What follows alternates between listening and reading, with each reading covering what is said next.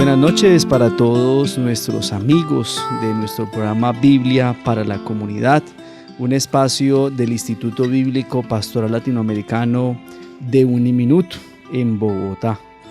Gracias a ustedes que se conectan cada semana y siguen nuestros programas de radio.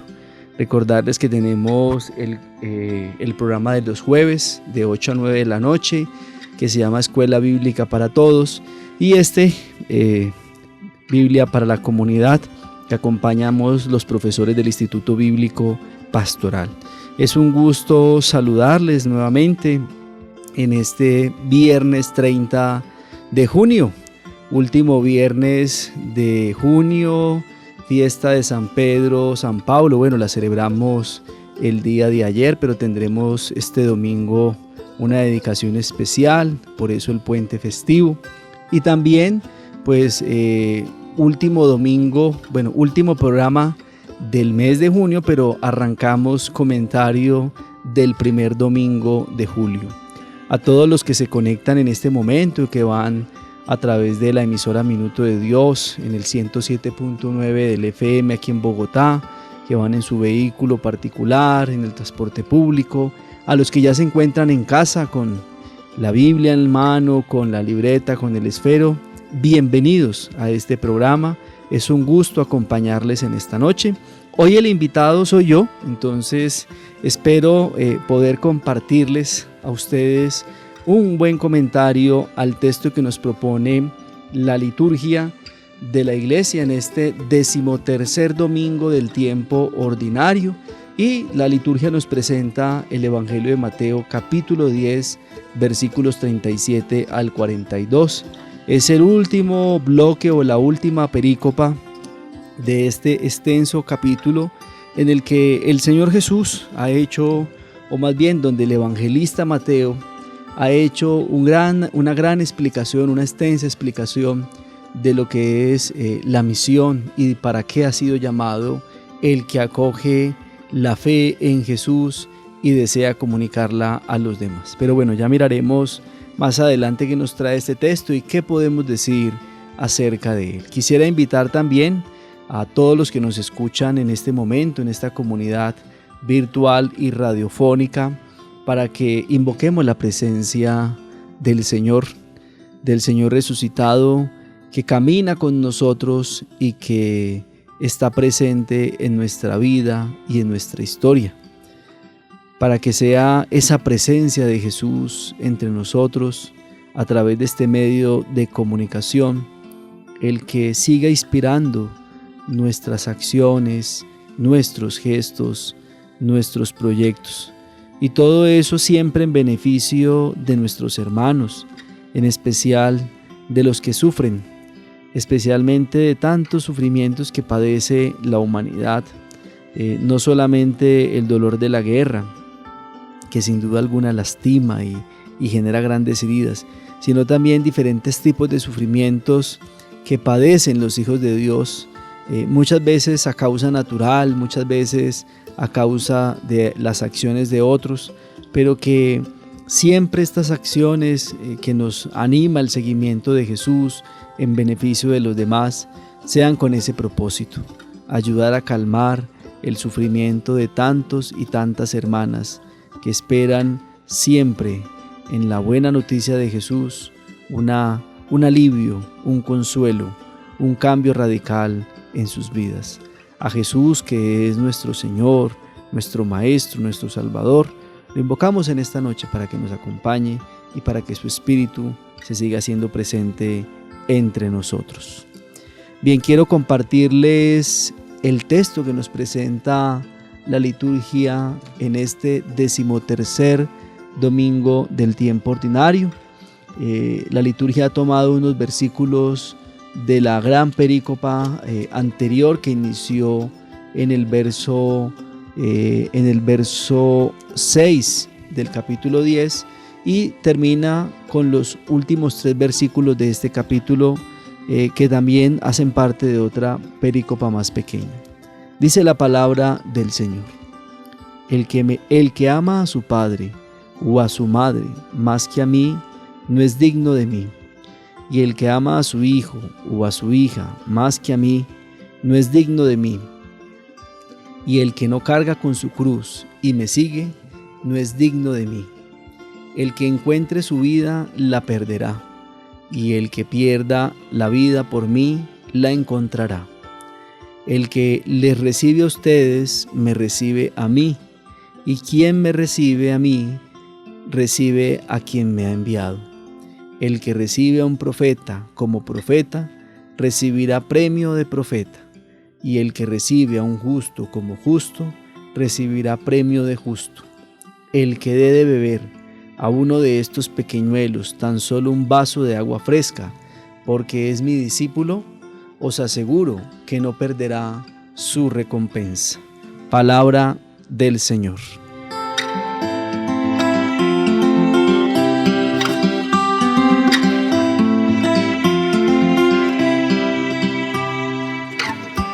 Muy bien, entonces tenemos un texto que, como les mencionaba al inicio, es el cierre de lo que se suele llamar el segundo discurso o el segundo gran discurso que aparece en el Evangelio de Mateo. Recordemos que el Evangelio de Mateo es un libro estructurado en 5 grandes discursos en los cuales el evangelista va presentando no solamente un itinerario de este anuncio de la buena noticia o del reino de los cielos, como lo llama el evangelista, sino que también en ese itinerario que va describiendo de lo que significa la buena noticia y cómo se va abriendo paso en la vida de Jesús y en la vida de los que va llegando, también es el reflejo de lo que la comunidad está experimentando. Recordemos que esta es una comunidad que se ubica más o menos entre los años 80, 85. Es un texto que se escribe en este tiempo con la finalidad de tratar de responder a lo que está viviendo precisamente las comunidades de Jerusalén, de Galilea y de algunos sectores o algunos lugares de Siria y Antioquía. Básicamente, ¿qué es lo que está sucediendo? Bueno, el impacto o los efectos que ha traído la guerra que inició en el año 70 por la revuelta judía y que Roma detuvo con tal violencia que generó grandes destrozos en la vida del pueblo de Israel, y no solamente destrozos físicos como la destrucción del templo de Jerusalén a manos de Tito o el incendio de la ciudad, sino también efectos espirituales, morales, psicológicos que afectaron fuertemente estas comunidades. Y ante esta realidad era necesario una relectura de la experiencia de fe en Jesús que permitiera dar una respuesta lo más cercana y acertada posible a todo el sufrimiento que suele traer la guerra, por ejemplo, situaciones de conflicto. Es cierto que el Evangelio de Marcos presenta una descripción mucho más fuerte de lo que fue esta experiencia en el capítulo 13, particularmente el Evangelio de Marcos, que algunos especialistas lo llaman el capítulo de los efectos de la guerra, o también algunos lo llamaría el capítulo que describe el trauma que ocasiona la guerra, esa guerra que se da en los años 70, que se extiende incluso luego hacia el año 132, 136, cuando vuelve la segunda revuelta judía y llega definitivamente la dispersión del pueblo de Israel. Entonces estamos cerrando hoy, o la liturgia nos invita a cerrar el segundo sermón de los 5 que comprenden el Evangelio de Mateo. Y este segundo sermón está dedicado a un tema muy especial.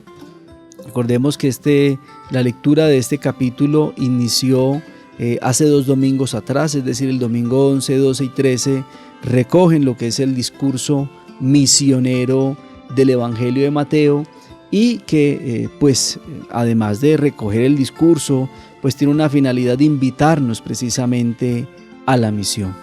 Este pasaje entonces, el pasaje que leemos hoy del 37 al 42, es el cierre de ese discurso misionero en el que podemos encontrar en un primer momento como una especie de sentencias. Podríamos hablar de 3 sentencias severas que aparecen en este pasaje, especialmente en los versículos 37 al 39, cuando Jesús habla de que si uno no es capaz de amarlo a Él más que al Padre, a la Madre, a los hijos, a las hijas, pues no es digno de Él, y por tanto pues tampoco es digno del Padre.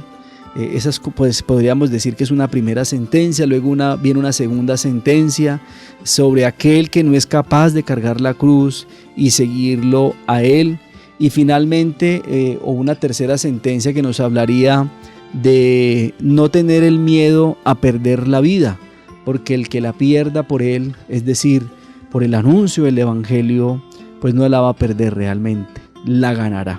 Entonces podríamos ver en esa primera parte como 3 sentencias muy severas dedicadas exclusivamente a los apóstoles. Es como si estuviéramos ante unas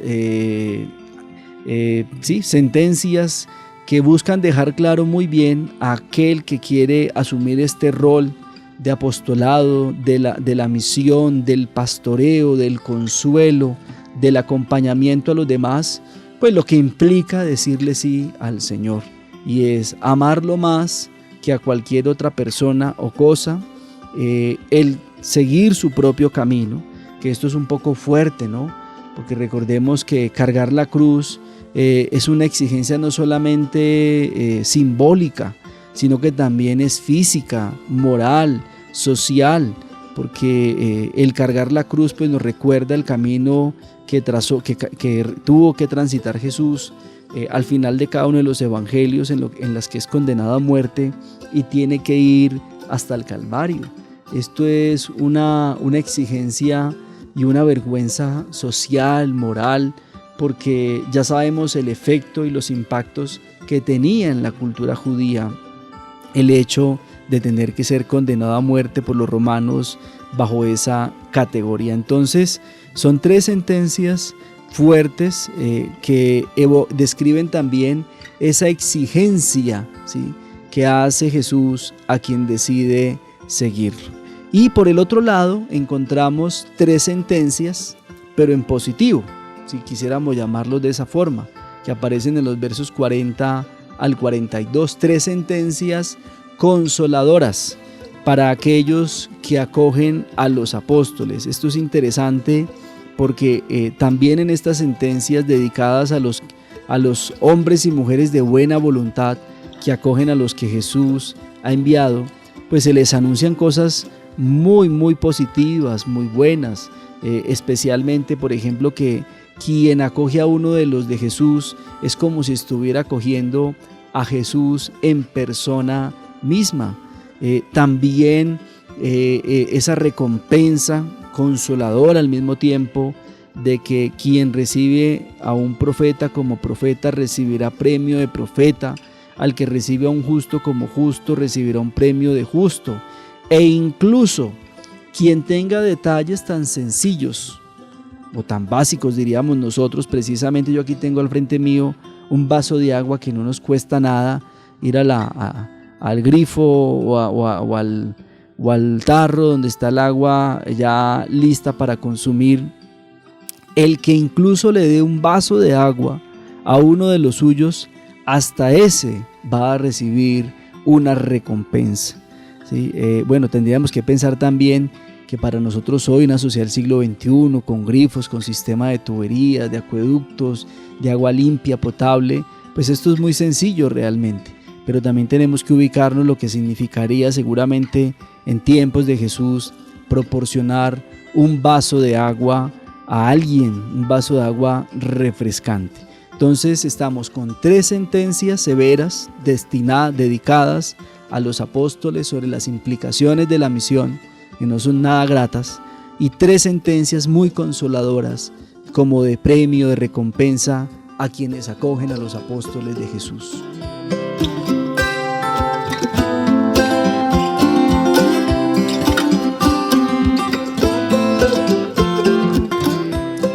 Muy bien, entonces ya tenemos dos primeros elementos claves para acercarnos al texto. El cierre del segundo sermón dedicado a la misión, a los misioneros, donde ha quedado claro a lo largo del capítulo, en estos últimos 3 domingos, los 2 anteriores y lo que significa la misión, cuál es el propósito, cuál es el sentido. Segundo, esas sentencias severas hacia los apóstoles y esas sentencias consoladoras hacia aquellos que son capaces de acoger a los enviados de Jesús.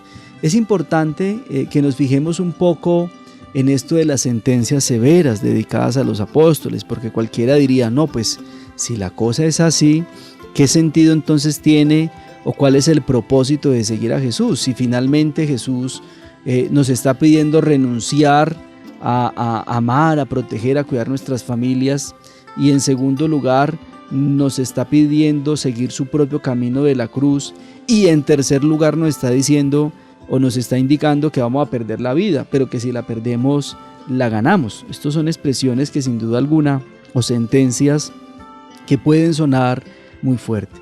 Yo diría que es importante que nos remitamos a algunos textos del Antiguo Testamento, por ejemplo, que nos podrían ayudar a entender un poco mejor a qué se refieren esas peticiones de Jesús o esas sentencias, porque bajo ese concepto tan exigente sería pues muy difícil decirle que sí a la misión.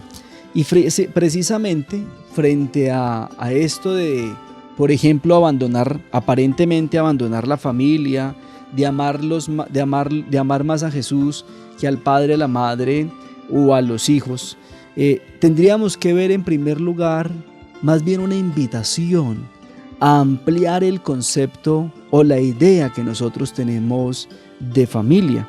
Y esto es muy diferente, por ejemplo, a lo que uno podría encontrar en el libro del Éxodo, en el capítulo 32, versículos 25 al 29, por ejemplo.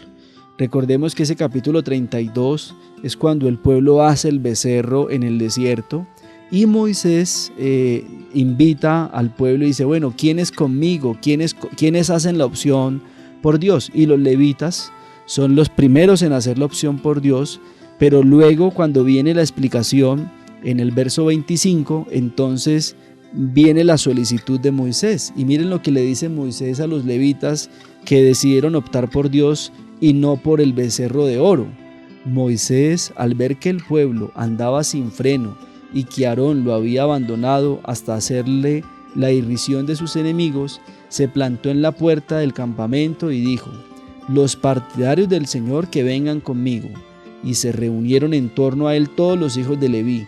Les dijo, cíñanse cada uno la propia espada al muslo, recorran el campamento de una punta a otra y maten a cada uno de sus hermanos, a su amigo o a su pariente. Los levitas cumplieron la orden de Moisés y aquel día cayeron unos 3,000 hombres del pueblo.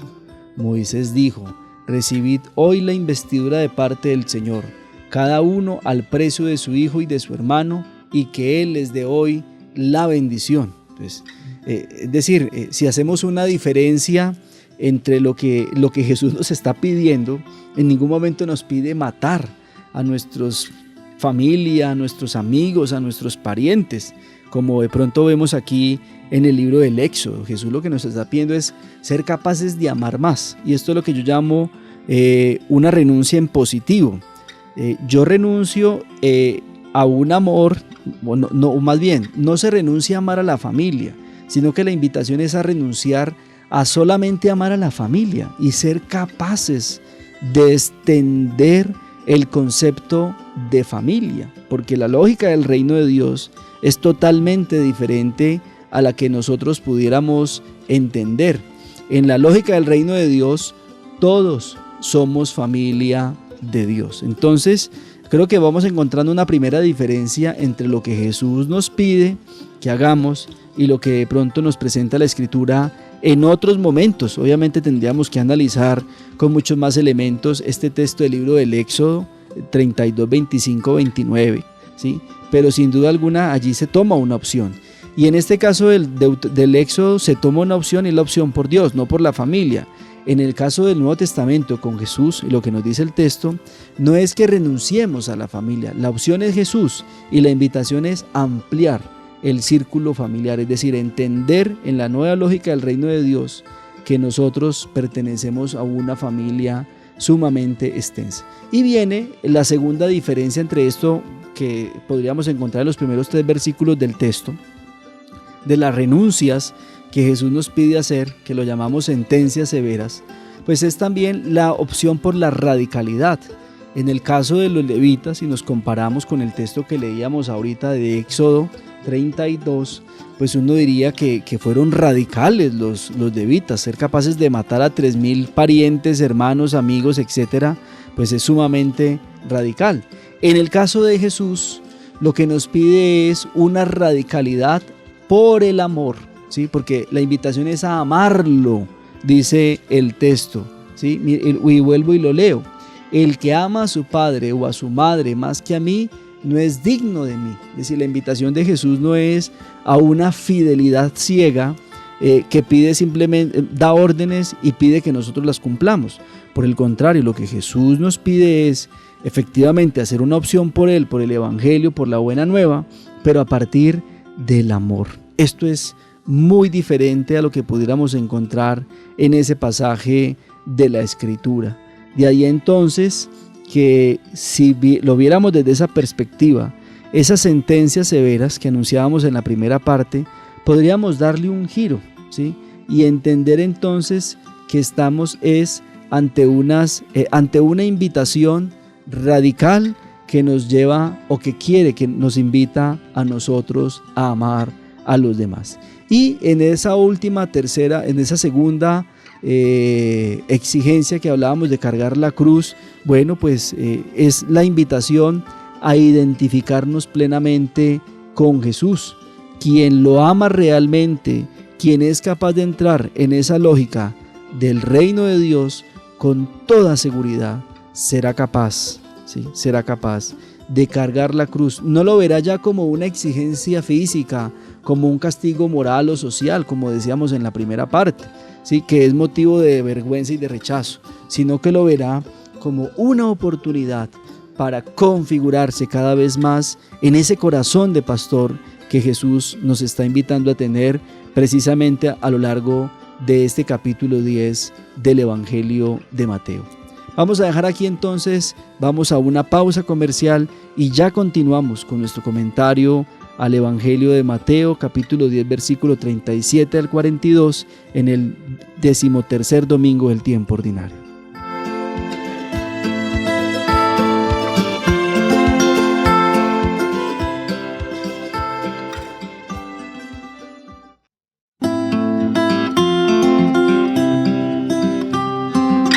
Muy bien, continuamos entonces en nuestro programa Biblia para Comunidad, esta noche de viernes 30 de junio, último día de junio y del primer semestre de este año 2023 que el Señor nos ha regalado y nos ha bendecido con este tiempo. Pero estamos comentando a la vez el primer domingo del mes de julio, que en este caso corresponde al 13º domingo del tiempo ordinario. Un pasaje que es conclusivo, podríamos llamarlo así, de ese segundo gran discurso misionero que Jesús le ha dado a sus discípulos y que la comunidad de Mateo reinterpreta a la luz de los acontecimientos que está viviendo mientras escribe el texto. Terminábamos ahora en la primera parte, a la pausa comercial, explicando un poco esto de las primeras sentencias que aparecen en los primeros 3 versículos del 37 al 39 y que podrían de entrada asustar a cualquiera, decir, pero ¿cómo vamos a seguir al Señor si hay que renunciar a la familia, hay que tomar la cruz e incluso morir como Jesús en la cruz o cualquier otro sufrimiento igual o peor, y además de eso vamos a perder la vida? ¿Cuál es el sentido de? Bueno, yo creo que le hemos dado ya un giro diferente a esto que de entrada podría generarnos algún tipo de pánico, de susto, pero que en realidad es una invitación a algo más, ¿sí? A trascender en esos conceptos de familia, de sangre, de consanguinidad, a entender que la opción es por el amor, no por una fidelidad ciega a una persona o a un gesto, sino que estamos ante un proyecto, ante un deseo de la divinidad. Y quisiera entonces en este otro momento dar un breve acercamiento a esto de las sentencias consoladoras, que podríamos llamarlo así, que van dirigidas a aquellos que acogen a los apóstoles.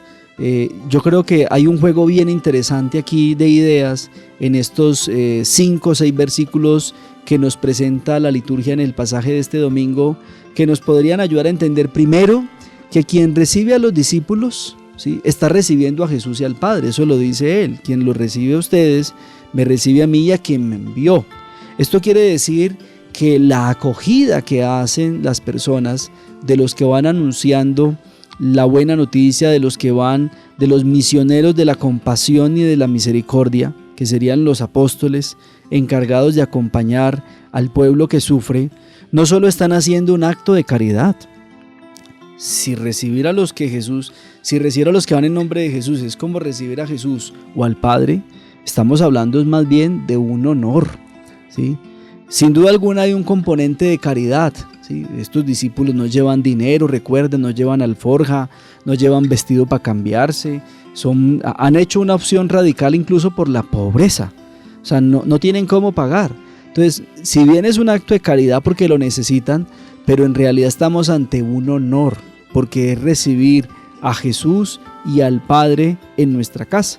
Precisamente la primera lectura de este domingo, tomada del libro de los Reyes, ¿sí?, nos describe ese acto generoso de la familia sunamita, ¿sí?, de Sunam, una ciudad fronteriza entre Galilea y Samaria, a la que el profeta Eliseo llega, y esta familia decide hacerle un cuarto en la parte alta de la casa, ponerle una litera, una silla, un candil, una jarra para el agua, que esto para la época era algo sumamente costoso. Hicieron una gran inversión para acoger de la mejor manera al profeta.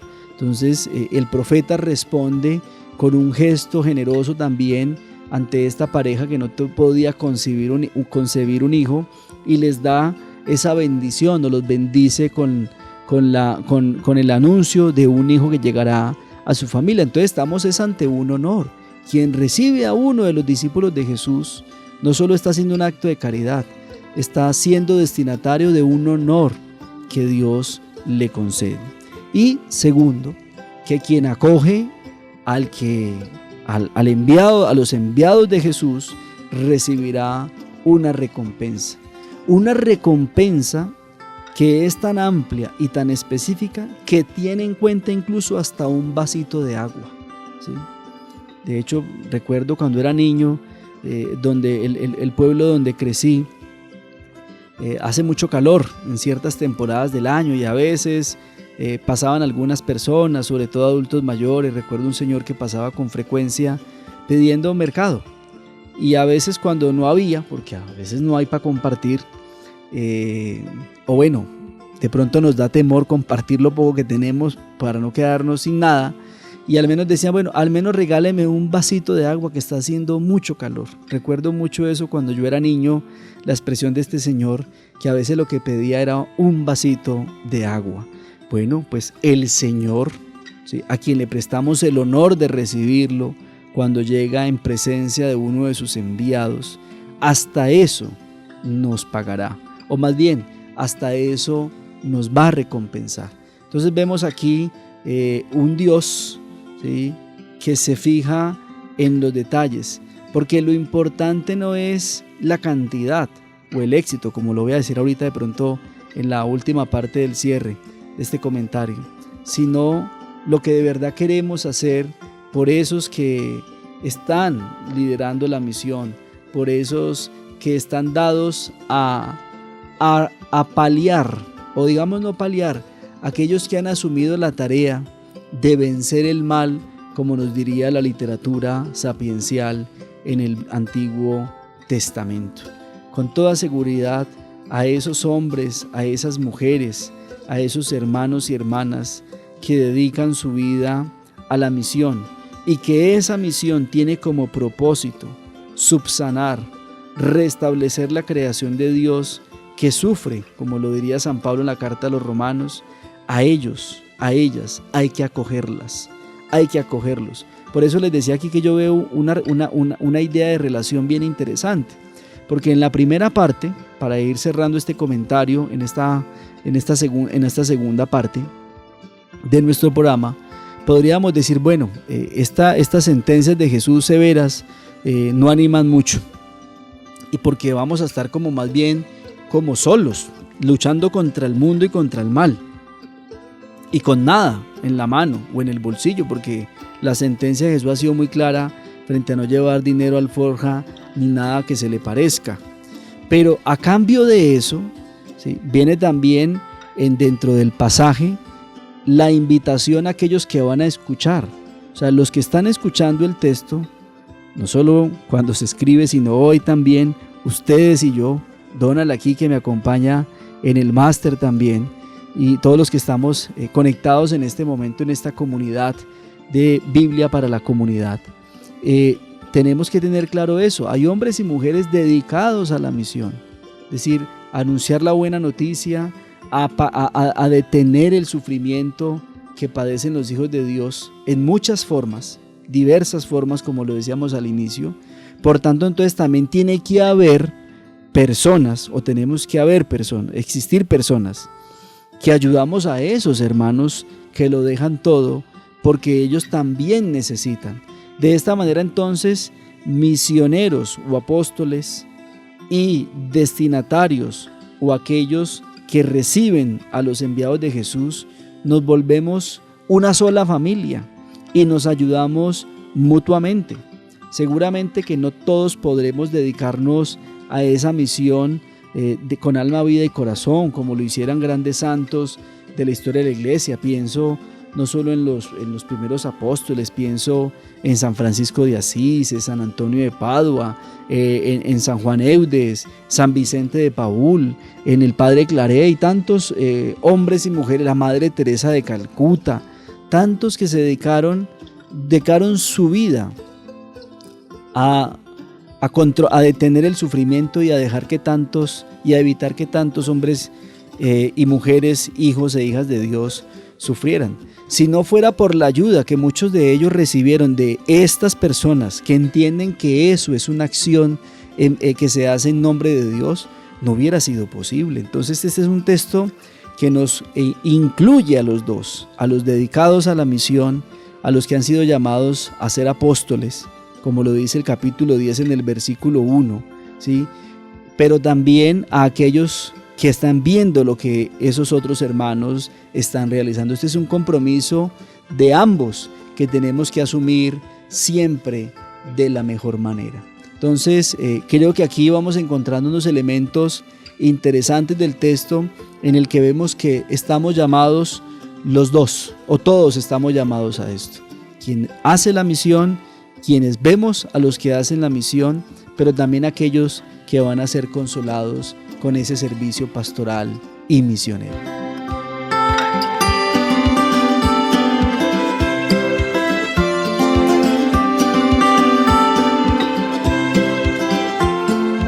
Muy bien, en esta última parte entonces de nuestro programa de esta noche, yo quisiera compartir 4 ideas que seguramente a nivel de síntesis o de, no sé, también de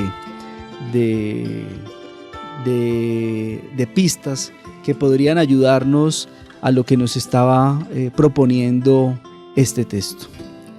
Y quisiera que empezáramos con una pregunta. ¿Qué dice el pasaje de este domingo como cierre del discurso misionero del capítulo 10 del Evangelio de Mateo? Recuerden que es el cierre del capítulo o del discurso misionero. Primero, que las diferencias y las divisiones con los de la casa no van a terminar. Por el contrario, se van a agudizar más tras la nueva exigencia de Jesús o la sentencia severa que llamábamos ahora. El que ama más a su padre o a su madre o a su hijo o a su hija más que a mí, no es digno de mí. Es importante aquí entender, queridos hermanos, que la radicalidad del Evangelio, recuerden que estamos hablando de una radicalidad en el amor, no en una obediencia ciega, de pronto como lo veíamos en el texto de Éxodo 32, exige renuncias en positivo, ya lo mencionábamos ahora. ¿Y qué es una renuncia en positivo? Es decir, es renunciar a algo menor, ¿sí? ¿Qué sería lo menor aquí? Entender que la única familia nuestra son, en mi caso, por ejemplo, mi esposa y mi hija, o mis papás, o mis suegros, o mis hermanos, o mis sobrinos. No, la familia mía, los demás también son familia mía. Es tratar de cambiar la lógica y ampliar el concepto que tenemos de familia. Esa sería una renuncia a algo menor para obtener algo mayor, que sería entrar en la lógica de la familia ampliada de Dios. Ojo, esto no quiere decir entonces que nos olvidemos de nuestra familia, ¿sí?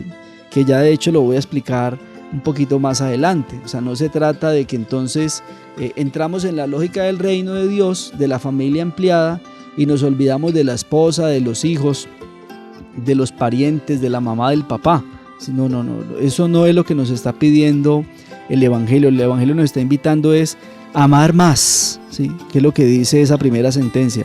El texto dice, el que no me ama, yo diría, más bien en otra lectura, el que estamos invitados a amar más a Jesús. Y amarlo más por encima de la familia implica precisamente entrar en esa lógica de la familia ampliada de Dios.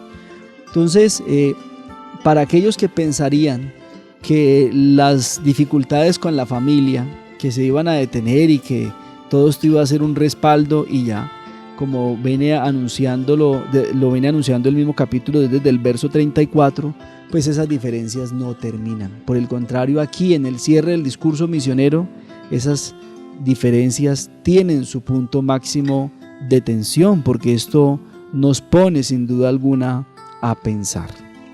Una segunda idea que podríamos, o pista de este texto, es que la renuncia tiene que ser total. Y no solamente la renuncia al concepto de familia chiquitica o reducido al concepto, a la idea de lo consanguíneo, que es lo que normalmente nosotros entendemos como familia, sino que esa renuncia también implica renunciar a la propia vida. Por eso de ahí la invitación en la segunda sentencia a tomar la cruz e incluso estar dispuestos a perder la vida. Entonces esa renuncia tiene que ser total. ¿Y por qué esa renuncia total y tan radical? Simplemente porque la atención pastoral al pueblo de Dios que sufre no permite ningún tipo de vacilación o de duda. Recordemos que esta es una comunidad que ha sido víctima de la guerra que arrancó en el año 70, de todos los efectos que trae la guerra, y pues que necesita ponerse en perspectiva del pastoreo de Jesús. ¿Y esto qué significa? Que no solamente hay que acompañar a la familia que sufrió el efecto de la guerra. Con toda seguridad, todas estas familias, judías y cristianas, sufrieron los efectos de la guerra. Pero venga, no se trata de pensar solamente en la familia cristiana, se trata de pensar en todos los que han sufrido la misma situación. Con toda seguridad esta doble renuncia o triple renuncia a la que nos invita Jesús, con toda seguridad suscita una tensión y hasta una incoherencia si miramos el verso 37 de amar más a la familia, padre, madre, hijos, que a Jesús. Y uno se preguntaría aquí, bueno, ¿cómo es posible entonces que uno vaya a atender y a socorrer a personas extrañas y sin ningún tipo de vínculo a costa de dejar de atender a la propia familia? Uno diría, pero si desde el libro del Génesis nos está pidiendo Dios que abandonará al padre, a la madre, al hijo, al padre y a la madre, y se unirá a su mujer, y con ellos serán una sola carne y harán su propia familia, y esa es la responsabilidad de uno. O sea, ¿será que Dios se contradice? ¿Cómo nos invita Dios a abandonar la familia, si pongámoslo entre comillas, para ir a atender a otros, ¿sí? O atender a otras a costa de dejar vulnerar a la propia familia? No. La respuesta es muy sencilla. En la lógica del reino de Dios, todos somos familia. ¿Por qué? Porque todos somos hijos de Dios. Esto es lo que está proponiendo el Evangelio y lo que nos está planteando en esas sentencias de los primeros 3 versículos del texto de este domingo. Se trata entonces de romper, la invitación es a romper los límites que nos impone muchas veces la sangre, los sentimientos, pero es que ese no es nada mío, yo no lo conozco, o la cultura, pero es que ese no es de aquí, ¿sí? Mírele el acento, mírele las facciones, mírele el idioma, ese no es de aquí, mire la religión que practica. No, la humanidad entera es familia de Dios y por tanto es nuestra familia, o así lo está entendiendo el Evangelio de Mateo en ese contexto. Tomar la cruz entonces es asumir lo mismo que asumió Jesús. ¿Qué es lo que asume Jesús cuando toma la cruz?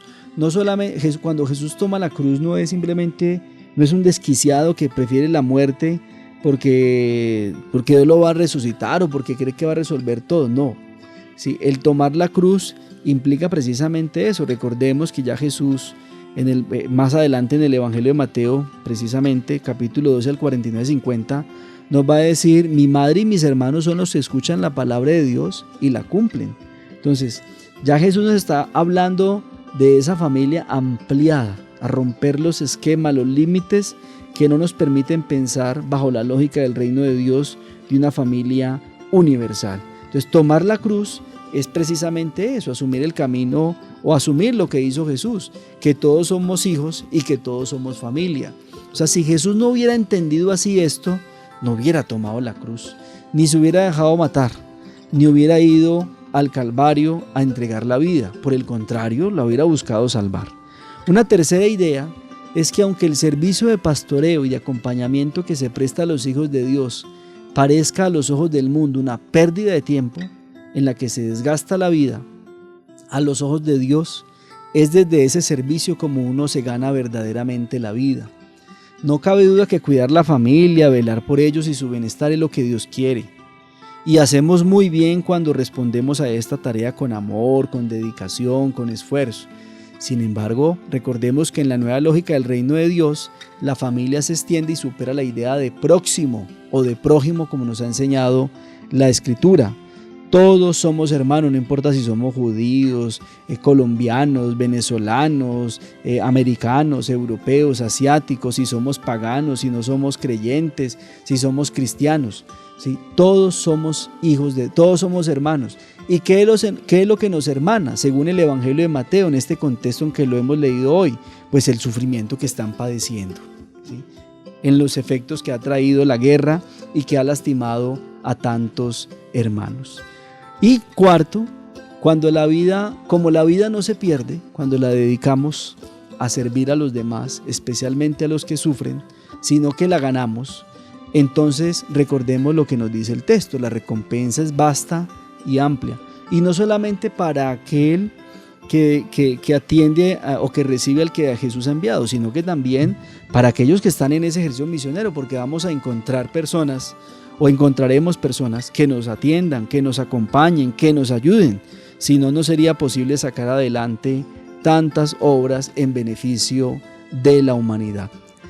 Termino con esto. Seguramente la crisis de los años 80 que ya hablamos, por la que atravesaba la comunidad de Mateo, obligó a una radicalidad en la opción por Jesucristo y la vida misionera.